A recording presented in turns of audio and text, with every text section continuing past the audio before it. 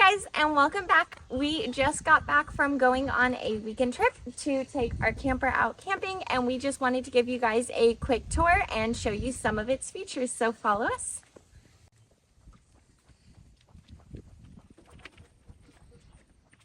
We wanted to have a camper that wasn't overly obnoxiously big, so we got the smallest toy hauler that we could find. Having a toy hauler was important to us because we wanted to be able to go on adventures and take our bikes and kayaks and just throw everything in the back of here.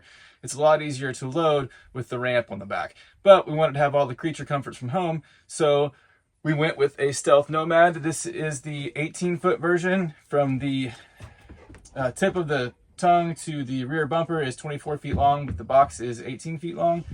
It does have a small kitchen, couple burner stove. There's a little refrigerator here, some storage for food and dishes, and there is a full bathroom, which is a very important feature to have. The toilet and shower. The trailer came with the fold-down benches that lay down into beds. This one's pushed up to the wall so we can put the bikes and stuff in here. It did not have an actual bed, so I built this bed lift in here. You can get the Happy Jack bed lifts, but they're about $2,500 for one, and since we're usually balling on a budget around here, we built one ourselves. So we've got a queen-size bed, and then one of my favorite features is the ramp. It's not only great for loading stuff in and out, but we can also use it as a porch. We built some little jacks that we can put out and use the ramp as a porch. And to keep the bugs out, a screen that pulls down to cover the door, so we can leave the ramp down at night if it's not raining. So some of the things that we added is the wine rack, and it does have a net over it to kind of keep everything from going flying. We also have a netted area up here to kind of keep some stuff tucked away. One thing that I really like is along with the windows, we do have covers for the windows, so that's really important because that way we make sure that we have privacy in the evenings.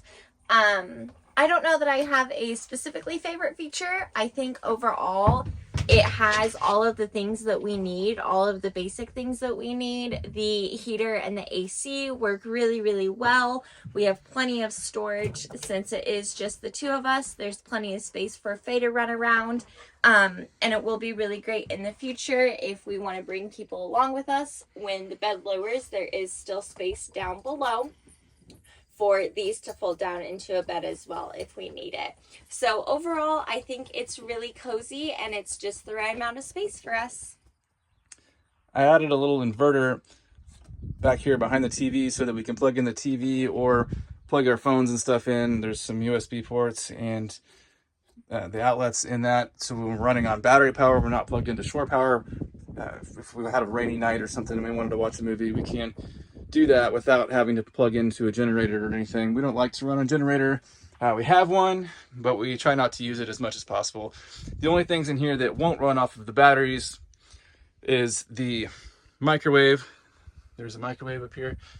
The microwave will not run off of batteries, and the air conditioner does not run off of batteries. So you have to plug into a wall or a generator to get those to work.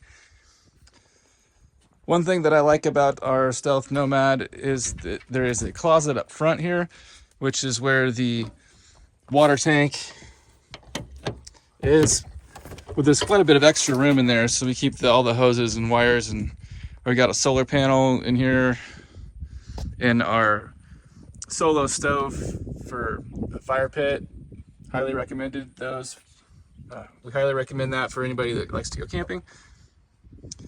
This is our one, it's a 100-watt solar panel, and between this solar panel and the two batteries, I've added an extra battery. It came with one battery box, and I've added a second one.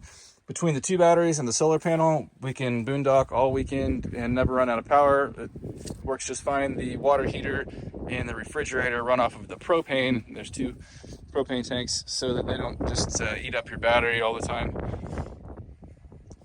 I wanted an anti-sway hitch for pulling our trailer, and I went with this Anderson hitch.